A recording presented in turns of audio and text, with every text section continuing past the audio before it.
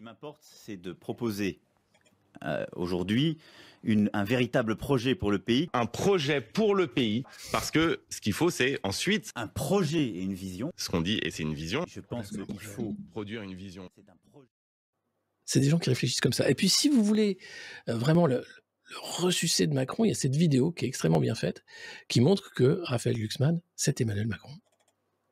La seule exigence qu'on a, c'est la sincérité. Vous êtes d'accord que vous avez une démarche, mais que vous n'avez pas encore un programme. On a bien précisé, c'est pas un programme avec des mesures extrêmement précises et chiffrées. Pourquoi ? Ce qui m'importe, c'est de proposer aujourd'hui un véritable projet pour le pays. Un projet pour le pays, parce que ce qu'il faut, c'est ensuite un projet et une vision. Ce qu'on dit, et c'est une vision. Je pense qu'il faut produire une vision. C'est un projet et une vision pour le pays. C'est pas ce que vous dites. Non, nous, ce qu'on dit, et c'est une vision. J'ai une vision et un projet. Cette vision-là, on va la décliner en projet. La même vision, le même projet. Nous sommes en train de construire un projet. On se fout des programmes. On l'a précisé dès le début.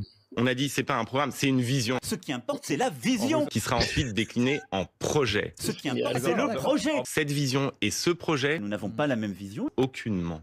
Ça correspond à cette vision. C'est pas une vision. Quand on présente une vision, on dit quoi ? On dit que j'ai une vision. On va pas demander aux gens qui adhèrent à cette vision la même vision que nous avons dans notre vision. En fait, vous avez aucune idée d'économie sérieuse. Moi, ce que je veux, c'est que le maximum de gens venus d'horizons politiques divers nous rejoignent sur la base de cette vision. Allez convaincre, allez diffuser cette nouvelle partout en France, de proche en proche, de porte en porte, pour le porter, pour convaincre et pour gagner. Faites-le savoir partout, faites-le savoir partout. Vous allez le faire gagner. Alors allons-y et gagnons, parce que c'est notre projet. C'est notre offre politique. Vive la République. Pour la France. Vive la France. Raphaël Glucksmann, par exemple, quand on regarde ses votes, on vote 90%. La même chose. Quitte à renforcer l'image de traite du PS. Mais quelle image de traître ?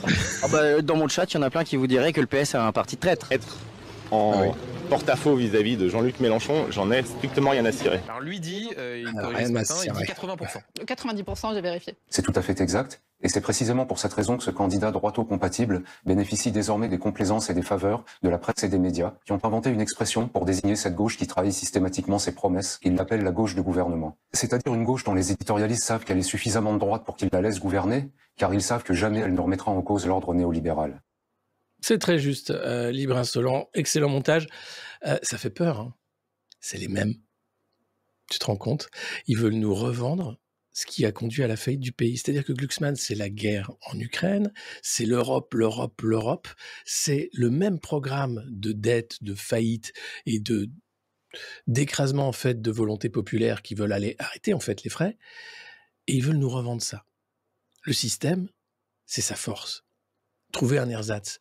Et on peut dire que Raphaël Glucksmann est à Emmanuel Macron ce que Marie Saint-Filtre est à Sophia Aram.